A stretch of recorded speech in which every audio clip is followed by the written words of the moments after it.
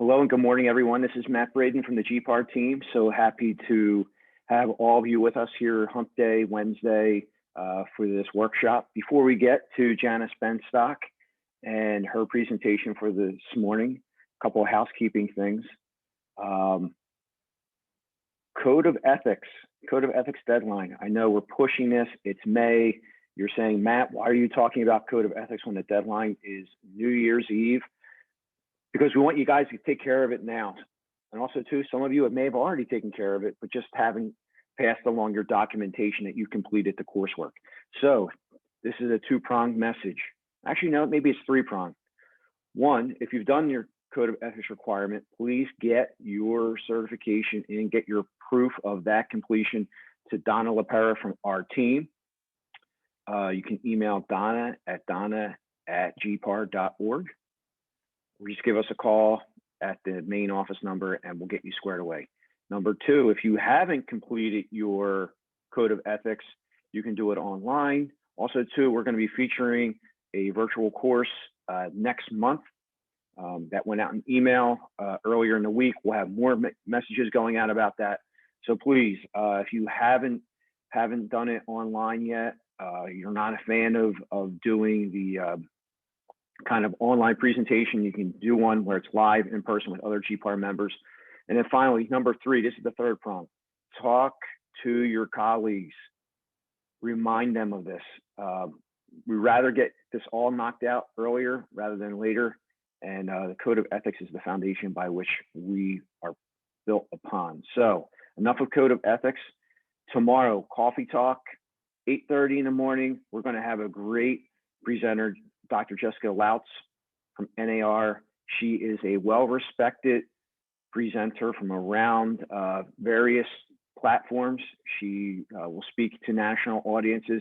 She's going to go ahead and take a look at the different data points that she's coming in and translate that back to you and how you do your work. So our presentation, special edition of Coffee Talk, join us for that. And then on Monday, we have another coffee talk at 9 a.m. and that is going to be with the president of PAR, Chris Rad. So upcoming things for you guys to check out and a whole host of other things after that. But now it's time for our presentation for this morning. And then from our board of directors, we have Janis Benstock. Janis is a presenter. She has done things as it relates to code of ethics for us in the past. She's also an instructor at Temple Real Estate Program School. So she is well versed at this. She's a practitioner. She does it all. She wants you guys to get amped up about doing your work and being successful. And that's what Janis is all about. So she is sharing her knowledge with you this morning. And so good morning, Janis.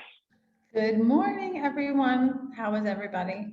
So I have a giant request. I don't care what you look like, but I would totally dig if you put your cameras on because this is an intimate group. And as much as I adore Matt, staring at his face and my face and blank screens and Donna's cute dog, I'd really like to see people in the room. Thank you, because I also totally encourage questions, comments, whatever. This is interactive. I created this presentation, so I already know all this stuff. I don't know everything, but I know all this stuff. So any questions that you have or stuff that you can add in would be really awesome. So good morning, everybody.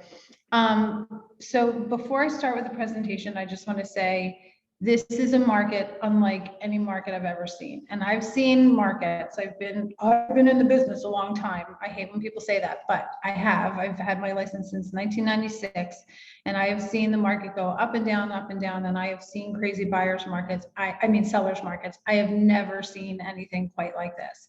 I've seen where stuff flies off the shelves, where inventory doesn't last, and you make an appointment on showing time, and then by the time 15 minutes later, you show up at the property, it's under contract.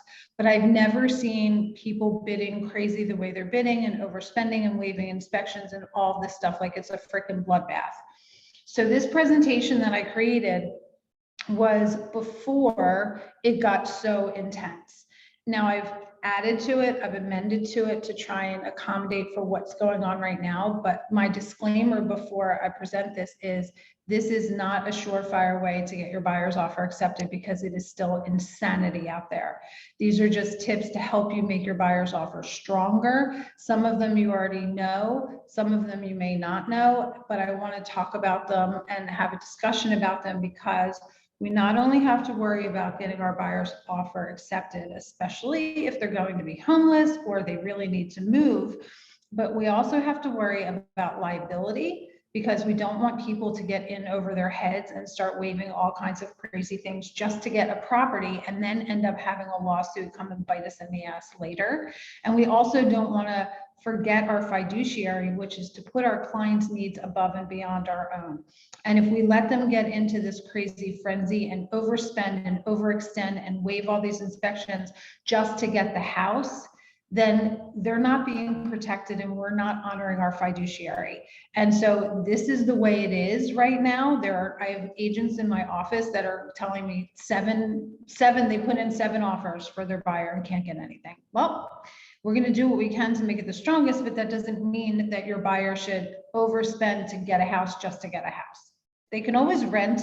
We can always figure something out, right? Okay, so we're going to jump right into the presentation, and then you can always jump in if you have any questions. Oh, I never do this in the right order. Hold on a second.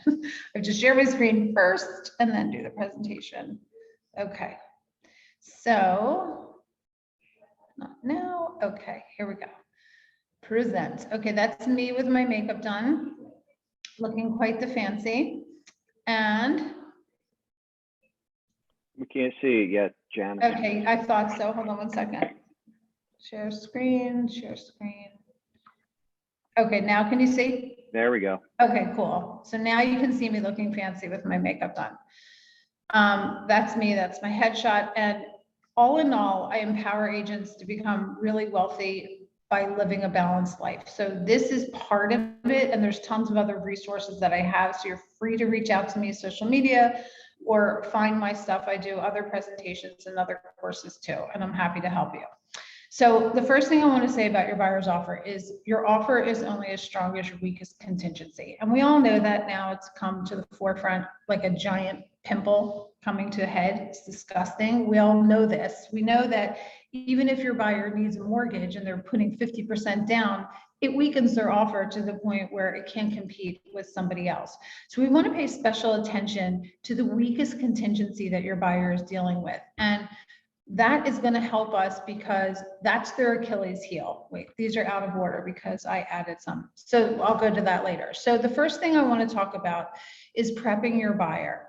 They have to be ready. They have to be ready logistically, meaning they have to have obviously their pre-qualification in order or their proof of funds in order if they're cash, but they also have to be prepped emotionally because this is a bloodbath and they need to know that going in so that they have the stamina to stay with you through this market, because there's nothing more heartbreaking than putting in offer after offer for your buyer and not only seeing them lose the property, but then having them be frustrated with the whole process and by projection blame it on you, even if they don't overtly do it, and leave. I don't know if that's happened to anyone, but I've seen anyone in this room, but I've seen it happen where the buyer ends up bailing because they sort of blame you. They don't know who else to blame. And then they go work with somebody else.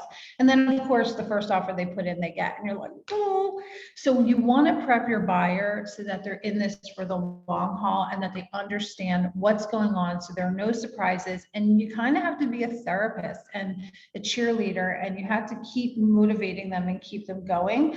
And that's something that's a really important step. And this is something that I added because it is so crazy right now.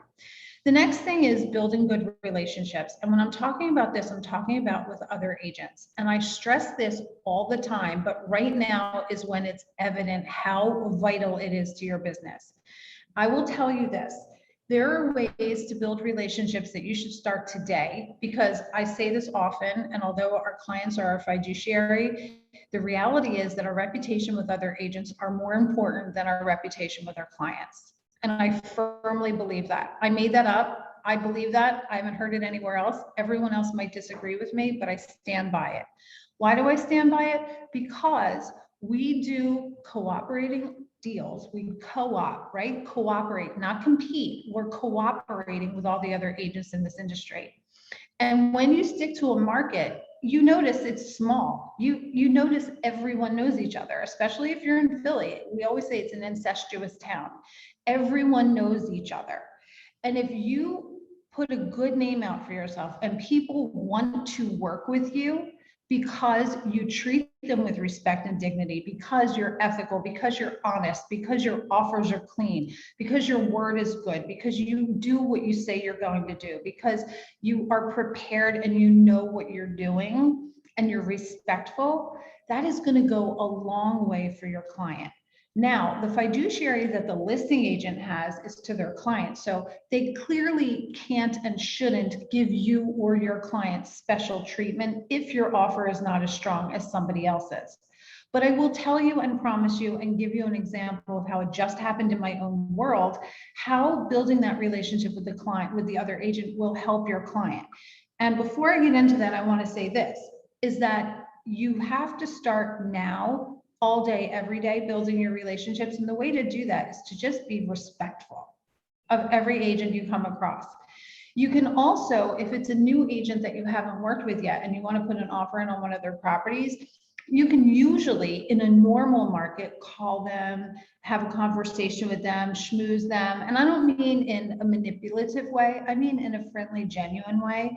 You can normally do that, but now people's fuses are completely short because there's so much frenzy and activity that I don't know if you've noticed, but I have, that if you try and reach out to a listing agent and ask them questions, oftentimes they're curt and they're like, read the MLS or all highest and best by tomorrow at noon. They have no patience because they're getting 50 phone calls from 50 different agents begging for this property.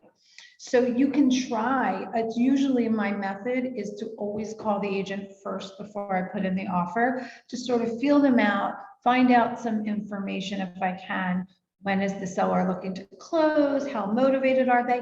Well, that doesn't apply right now because everybody wants this property. We've all been in that situation. So unfortunately, you can't really pull that out of your pocket right now and use that as a tool. But what you can do is you can plan for the future and make sure that you're building good relationships these days. Now, I do, excuse me, I do a side hustle in New Jersey. I have my New Jersey license and I do a very limited business there for clients, for referrals from other agents that I know. And so I don't have a wide network of relationships with other agents, but I just recently had a buyer, a referral from an agent in Philadelphia, wanted to buy a property in New Jersey. And so I put this offer in and it was highly competitive, as it usually is everywhere. And in New Jersey, if you're familiar, they have that 3-day attorney review. So the seller can terminate if they get a better offer, so long as they're in that 3-day attorney review. It's really crazy over there. So our offer did not win, but I made a connection with that agent. I called her when I was putting the offer in. When she told me it was declined, I was respectful. I was supportive. I listened to her. We just clicked on the phone. Don't you know that the seller kicked out of the agreement under attorney review because they got a higher offer in? She called me and asked me if my buyer was still interested and ended up getting my buyer the property over the other offer. That was the one that caused it to terminate. And I will tell you 100%, it was because of the relationship that I built with her. 100%. Now, my buyer's offer became very strong and he did what he needed to do to get the property, but that opportunity would not have come to him unless it was me making that relationship and that connection with the agent. She did not do anything unethical. She didn't violate her fiduciary, but what happened was, even if it's subliminal, even if it's in her subconscious, she wanted to work with me because the other guy, she told me, was yelling at her and berating her and being mean to her. So it works. Next, protect yourself and your buyer. We always talk about the fiduciary and protecting your client first, but right now I want you to think about yourself. first. Obviously, we always have to protect the buyer, but think about yourself first. Protect yourself from liability. Protect yourself from a bad reputation and horrible reviews. Because if your buyer gets caught up in a frenzy and overspends and waives inspections and all the things just to get the property, and then ends up finding out that it's a mess or suing people, you are going to be named in that lawsuit. I promise you. So when there's a frenzy, you have to be the grown-up. You have to put on your big girl or big boy pants and let them be the child. And I'm not saying that in a derogatory way. I'm saying you have to step up and be non-emotional about it. You have to avoid the frenzy and be the voice of reason. Now, I'm not saying you can't let them waive inspections or you can't let them overpay, because ultimately they're the ones that are going to do it. But you need to protect yourself and be the voice of reason in writing, because you're always writing as if you're writing for the judge. If they're telling you they want to waive inspections and go $50,000 over asking, you had better make sure that you send them all the disclosures, protect yourself from, protect yourself, get a home inspection, all the lead warnings, emails back and forth, paper trailing your conversations. I understand you want to waive inspections and it's a competitive market. And by doing this, you may get the property, but here are the risks, and outline it. And remember, do it express. Remember, in real estate school, there's express notice, which is expressed in words. And then there's constructive notice. Constructive notice, even though you're sending them to protect yourself, get a home inspection, that's kind of passive. You're just, sending it to them in DocuSign. You're not explicitly pointing it out and protecting yourself. Always talk to your broker as well, because your broker is the one that you have to answer to as far as protecting yourself from liability. But at a bare minimum, protect yourself by putting it into words, doing it express, and making sure that you are covering yourself by saying they're taking a risk. You have the conversation with them on the phone, maybe on a text, also on an email. Make sure they understand that they are taking a risk, because I will tell you this, I've been sued. And if you're in the business long enough, you'll get sued too. It's just part of, it is what it is. That's why we have E&O insurance. And I will tell you that when you get sued, you want to make sure that you have good records, because you are writing for the judge. You are writing for the judge. Everything you do, and not to scare you, but to scare you so that you prepare, everything that you do is a potential lawsuit. So make sure that you protect yourself 100%. Next is go low. And I don't mean what you think I mean, maybe. When I say go low, if your buyer has a limit of $250,000, guess what? In this market, they need to start looking at stuff in the 199 range. They cannot look at the stuff at the top of their price point, because everything is going over asking price. So they need to go low so that they can be prepared to pay higher than the asking price. And that might be where you become therapist, big sister, big brother, financial advisor, where you have a come to Jesus with them, as I love that saying. You have a come to Jesus with them, and you're like, dude, this is how it is in this market. And it's, the starter home conversation. It's the using your expertise as a real estate agent, as someone with experience and someone with empathy, because this is a relationship business. And if we don't do this extra step, they can just go to Zillow and do a buy it now thing. We have to earn our commissions. We have to earn our relationships. And we do that by treating the whole person as a whole person. So when you have this conversation with someone, it can't just be about dollars and cents, because buying a home is one of the most emotional transactions of a person's life, as well as the largest, most likely the largest financial transaction of their life. So you have to practice your empathy skills, and you have to talk to these people. And one of my favorite words is support. Not teach, but support. Support them, because you pay attention to what they're going through. And it's frustrating. It's frustrating when they say, we're asking $250 for this property and you offer full price and you can't get it. We deal with this every day and we know that this is the case, but a buyer looks at the number 250 and they want the house because they can afford it. So you have to have a conversation with them. You have to set them up. You have to coddle them, and it sounds negative, but you have to pay attention and empathize and treat the whole person because it's an emotional aspect as well. Okay, so now we're going to go, sorry, we're going out of order, but we are. So the first one I was going to talk about was the earnest money deposit. Now, these are the standard things that I always had in my presentation in a regular seller's market. This is like a seller's market on steroids, right? This is like the superhero version of a seller's market. So these things they're obvious and they're not going to have as much weight as they did before, but we still need to pay attention to all of these things because we know that the offer is comprised of all of its components. It's not just one thing. It's clearly not just price. So let's talk about earnest money deposit. Earnest money deposit matters because if the buyer defaults, this is what the seller gets to keep.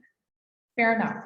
So I had a buyer one time who was one of my agents, and they were buying a co-op actually, and it was a bank owned and REO, and it was like $42,000 or something. It was co-op. He wanted to buy it, and he was paying cash, and the only contingency he had was the home inspection. So he wanted to pay $37,000 on a $42,000 ask, which $5,000 off isn't a whole lot of money in bigger properties, but in this, it was a pretty high percentage. It was like over 10%. So what we did with him was we said, you know what, since you're paying cash, how about your earnest money deposit is $37,000? And he was like, what? And we explained it to him that if you terminate under the home inspection, you're getting that money back. But if you bail, the seller is going to keep your money. Do you really want this property? Yes. No matter what, you want this property because if you back out, they're keeping all your money. Yes. And we explained the risks to him. And ultimately, he decided to put $37,000 up in earnest. And the bank jumped on it. And why wouldn't they? Because the bank would be hoping that the buyer would default. Then they keep all the money and they resell it. So they gave him more than a 10% discount in exchange for him putting more skin in the game. So even if your buyer, and here's the fun fact, earnest money does not equal deposit money. Earnest money can be larger than down payment. So if, for example, your buyer is putting 10% down on a $100,000 property and borrowing $90,000, they can put an earnest money down if they have it of $25,000 or $50,000 and get that money back at settlement. They absolutely, totally can do that. And furthermore, they could do it with a gift so long as you check with your lender. Meaning they could take a short-term loan just to put this earnest money down, just to put skin in the game, to stand out from the other offers. And then that money gets returned to the uncle or the cousin who loaned it to them. Again, check with the lender and make sure that that's going to be okay. Any questions about any of these things so far? Okay, cool. And then we're going to go to earnest money, go hard. So we all know that when we put earnest money, when we put a deposit down, it's held in escrow. And the only way that the seller gets their grubby little hands on it is if the buyer defaults or we go to settlement and then it goes towards the purchase price. But what if you were waiving that escrow requirement and you were going hard with that deposit? Meaning the seller gets the money now and they don't have to return it no matter what. Now, obviously, if the seller defaults, you want to put something in there that the buyer gets the money back. But in any case, if the buyer defaults or gets out under one of their contingencies, that's when the seller still gets to keep the money. Now, this is savage, beast-like, totally aggressive, and you got to have balls of steel to do this, but it works. And it especially works in a situation that might not apply in this market right now, but in a situation where the seller has to do repairs in order to sell the property FHA or sell the property and get a CO, but the seller doesn't have the cash to do the repairs now, and so it's kind of non-mortgageable. One of the ways around that is to have your buyer do a hard earnest money deposit, which now gives the seller funds that he can use during escrow and do the needed repairs so that the appraiser will approve the property and get it ready for settlement. Does that make sense?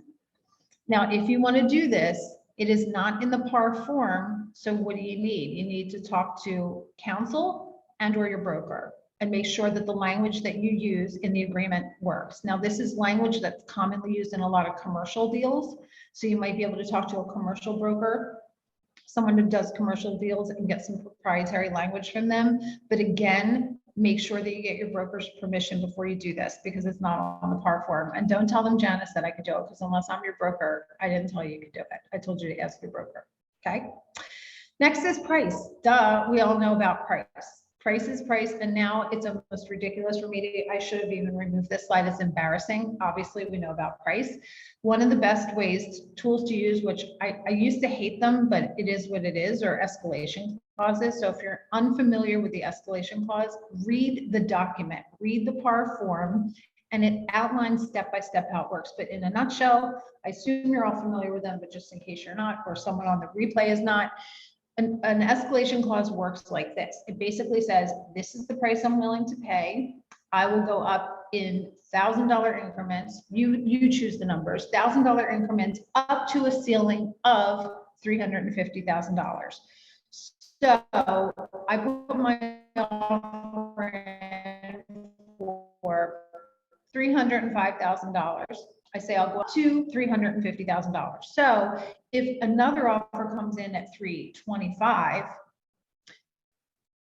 my offer now, the escalation clause kicks in, and my offer goes up to $326,000, and I win. And the listing agent has to show me that other offer to prove that they weren't just artificially inflating.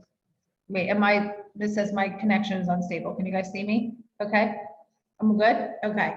So escalation clauses work. Sometimes agents don't want to use them. So it's usually in the MLS instructions. So pay attention and honor what the listing agent says, because again, you want a good relationship with them. And the last thing you want to do is anger them or push them when they have 50 other offers.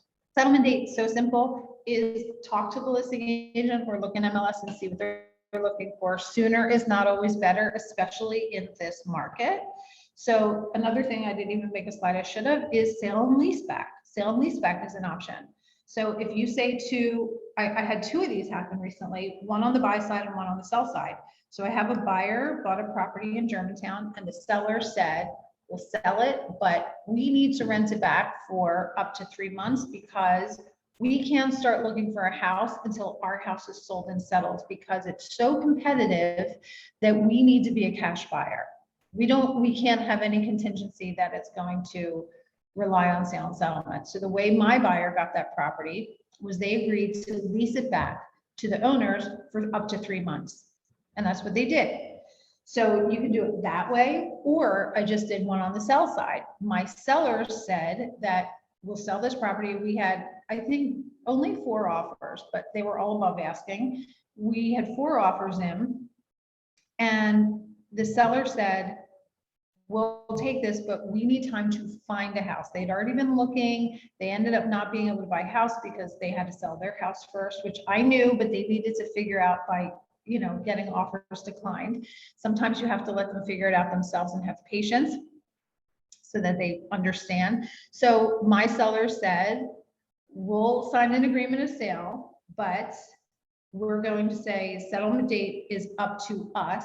We'll give you 30 days notice, and they put a 6-month cap on it. They said, well, the farthest out we'll settle is 6 months.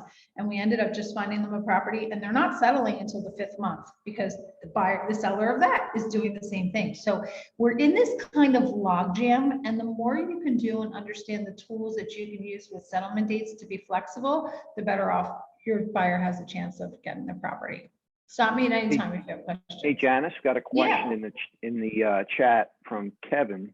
Oh, thanks. Go ahead. He's asking, do they have to provide the entire agreement of sale or just page 2? We usually provide, well, all the way up through the mortgage clause at least, and just redact the personal information. So what I usually do is I just provide the whole thing, but I redact all the personal information. I just go through all the initials, all the name. I do the name, the address, the signature line, and all the initials. The only thing, this is for the escalation clause. And then I also do the buyer's agent. I redact their information as well because they don't need that.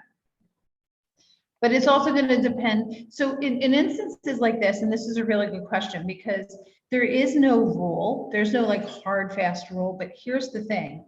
Remember I said your relationship with other agents wanting to be easy to work with you. So if you were to only give them page 1 and 2, but they wanted the whole thing, now it's just another bump in the road, another thing they have to ask.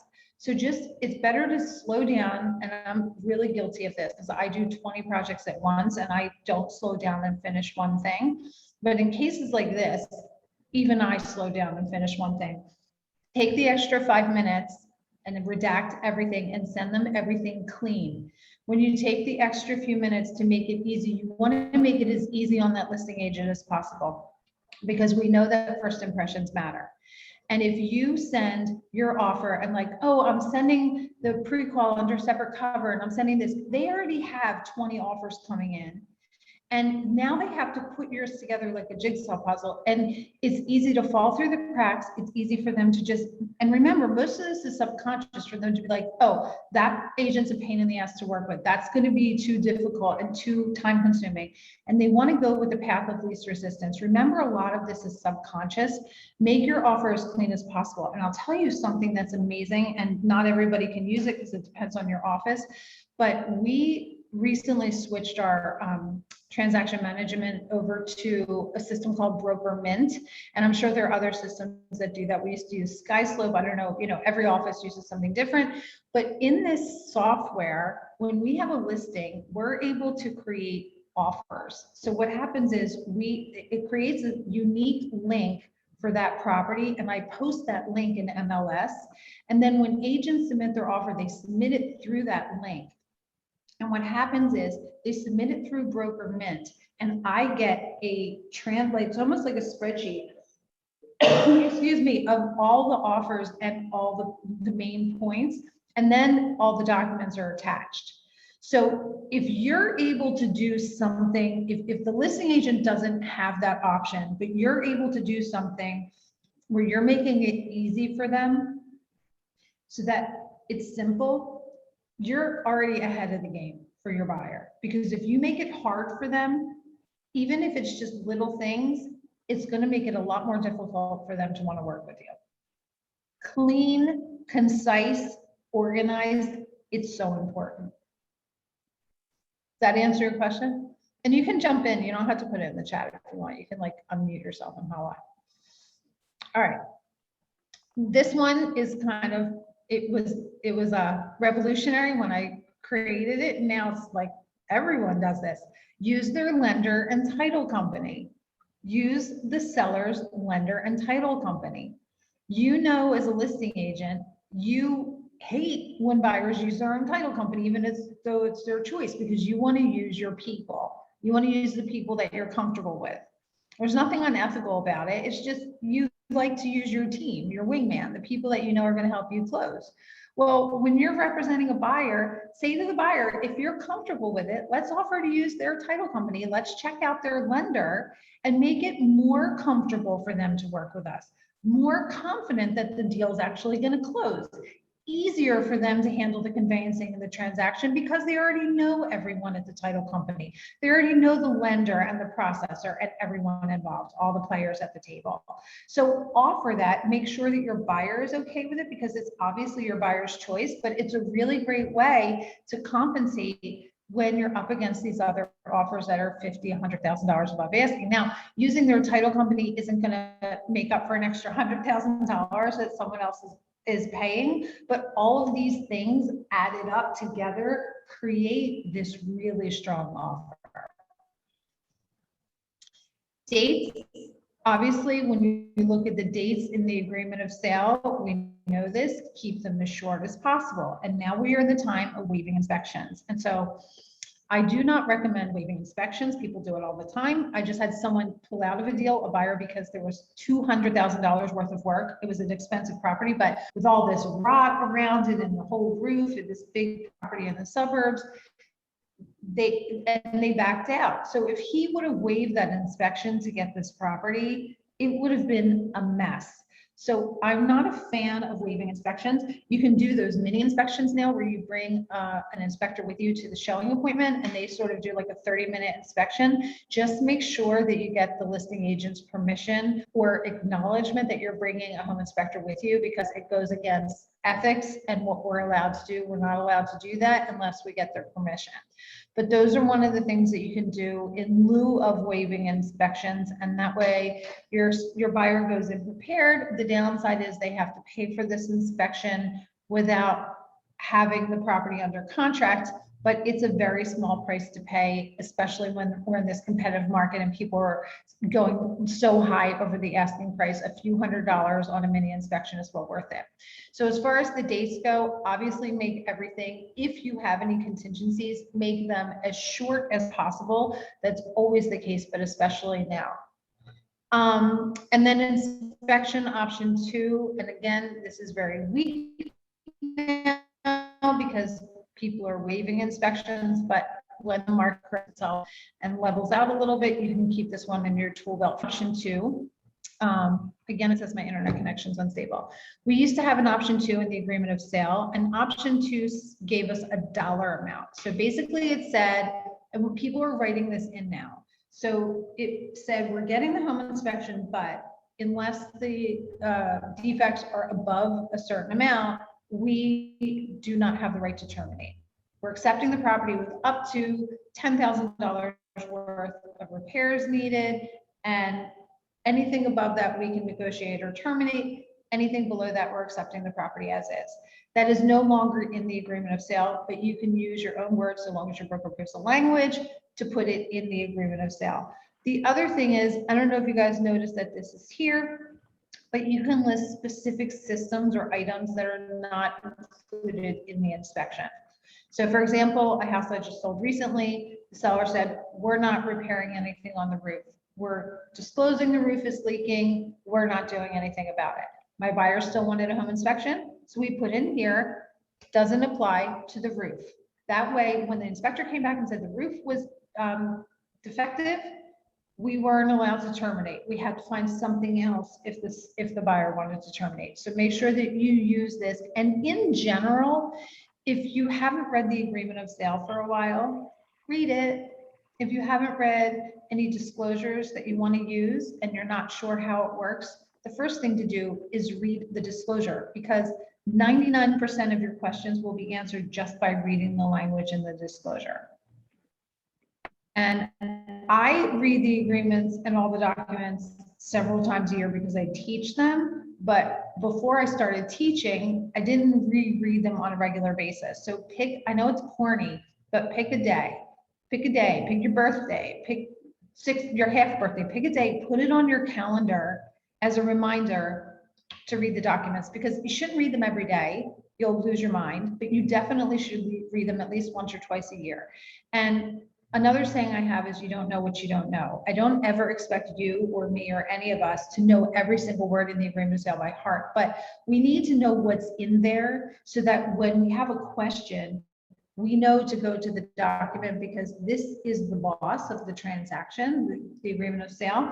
So we need to know what's in there. And there's so many times when, you read documents and you know what's in there, and then you don't go back and follow the trail and count the days and, unravel the mess until the situation arises. And that's okay, but you need to know that it's in the document and be familiar with it. Okay, so the mortgage clause. Well, these days, the only thing that's going to get you the property is waiving the mortgage clause. But there are times when that's just not possible. And there are times when you can still get a property with financing.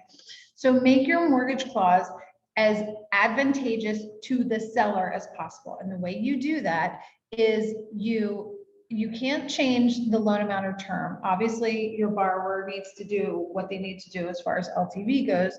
But what you can do here is you can use the seller's lender if your buyer is okay with that. And then you also want to make sure that the interest rate caps are in line. And if you're not familiar with this mortgage clause, real quick, what this is basically saying is This offer is contingent upon financing so long as the buyer can get a mortgage within this rate range. Because if it goes above this rate range, if it goes above the cap, it's too expensive and or the buyer can't qualify. So we want to make this number as high as possible, because that means that the seller sees that we have less of a chance of terminating under the mortgage clause. And the reality about a mortgage clause, it is the weakest of all contingencies to your offer, because you can get out the day of. You could lose your job or something happens, and the lender could deny your loan at the table, literally, and you still get your money back. So make sure that you make this as tight as possible. And if at all possible, if they have to possibly sell a property first, sell the property first and do a settlement date that allows them to sell and lease back, or a settlement date that they can push back so that they're not contingent upon financing, or they're not contingent upon selling and settling their other house. Oh, and also, sorry, back. And the commitment date. You want the commitment date to be as soon as possible. So I always talk to the lender before I write up the agreement of sale, or while I'm writing it up, and say, what's the commitment date? Because the sooner the better with that. And seller limited to retaining funds paid by buyer as liquidated damages. I don't think I've ever done an offer without that when I represent the buyer, but you can leave that box unchecked and point it out to the seller. And if everything else is equal with you in competing offers, that'll win it. It's little, but it's really not little, right? Because now it gives the seller the right to sue for specific performance. It gives them the right to sue for damages instead of just keeping the monies retained as liquidated damages. So if you're going to uncheck that box to help you win, make sure you point it out to the other agent, because sometimes these are little things that they might not notice. What else do I have? That's all I have, but I think, and then here's how to find me. But I think I had one other thing that I just thought of as I was doing this. Oh, I know what I was thinking of. One other thing that I just realized recently that came to the forefront of my mind.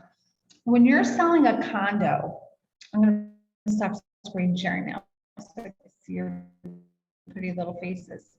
When you are selling a condo, we all know that we have that period, that 5-day period to review condo docs and terminate.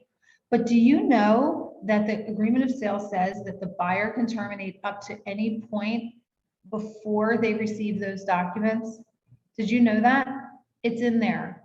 So if your buyer is purchasing a condo, for example, and the seller requests the condo docs within the time allowed, but they take a while, your buyer still has the right to terminate up until 5 days after they've received those condo docs. So what does that tell me?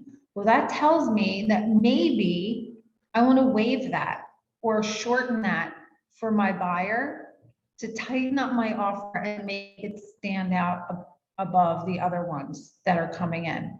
And remember, these little nuances, if you didn't know about them, chances are other agents don't know about them either. So if you're going to use these tools, make sure that you point them out to the other agent, because otherwise they're not even going to notice. Okay.